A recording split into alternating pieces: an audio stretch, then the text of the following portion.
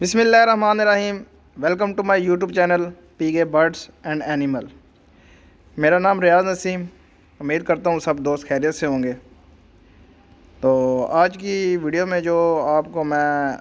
بتانے جا رہا ہوں وہ لو برڈس کے بارے میں بتانے جا رہا ہوں۔ جیسا کہ جن دوستوں نے لو برڈز اور بجیز وغیرہ رکھے ہوئے ہیں ان کو پتہ ہے کہ ابھی سیزن آنے والا ہے،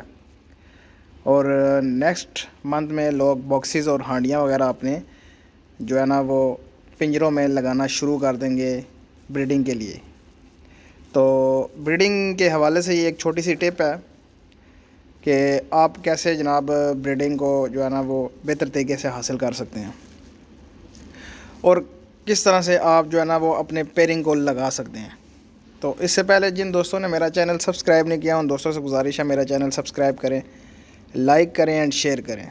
اس چینل میں آپ کو تمام قسم کے جانور، پرندوں اور ہر قسم کی ان کی بیماریوں کے حوالے سے، ان کے رہن سہن کے حوالے سے، ان کی بریڈنگ کے حوالے سے، ان کی خوراک کے حوالے سے آپ کو جو ہے نا وہ آگاہ کیا جائے گا، آپ کو بتایا جائے گا، انفارمیٹیو جو ہے نا وہ ویڈیوز آپ تک پہنچائی جائیں گی۔ تو ویڈیو کی طرف چلتے ہیں۔ جن دوستوں نے بجیز وغیرہ رکھے ہوئے ہیں وہ انہوں نے کالونی بنائی ہوئی ہیں، ان میں وہ بریڈنگ کرواتے ہیں، اور میرے خیال سے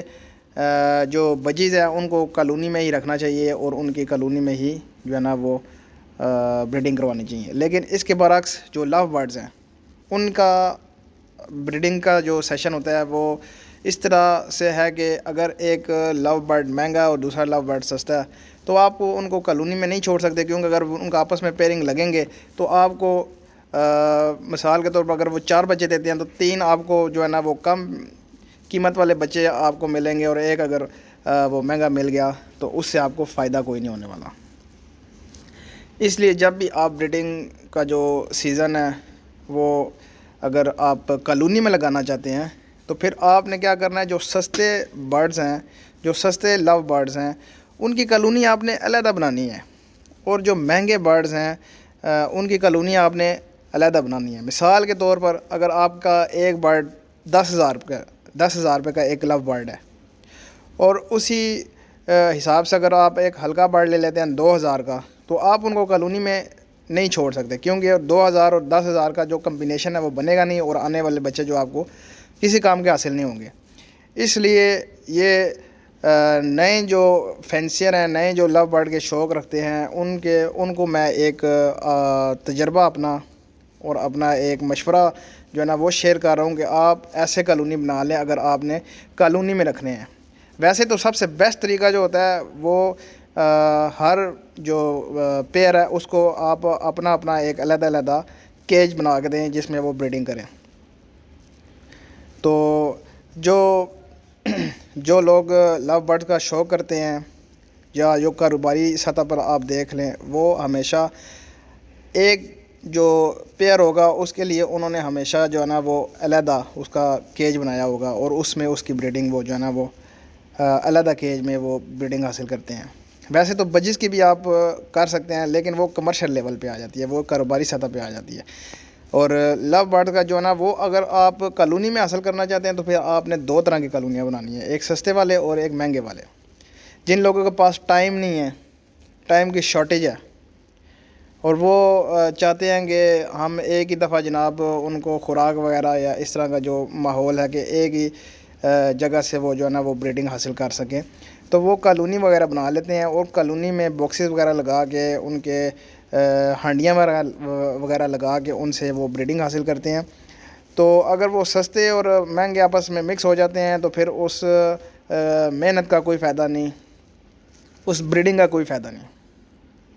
اس لیے ایک چھوٹی سی ٹپ میں نے سوچا دوستوں سے شیئر کر دوں کہ اگر آپ نے بریڈنگ حاصل کرنی ہے تو مہنگے والے برڈ جو ہے نا وہ مہنگے والے کے ساتھ لگائیں گے، اور سستے والے جو ہیں وہ سستے والے کے ساتھ لگائیں گے۔ اسی طرح رنگ برڈ میں جو مہنگے ہوتے ہیں وہ اپنے اپنے پیرنگ جو ہوتے ہیں ان کے وہ علیحدہ علیحدہ کیجز میں ہوتے ہیں۔ تو رنگ برڈ میں جو سب سے سستا برڈ ہے وہ گرین فشر ہوتا ہے۔ اگر آپ ایک گرین فشر کو کسی مہنگے برڈ کے ساتھ لگائیں گے تو وہ آپ کو جو بریڈنگ حاصل ہوگی اس کا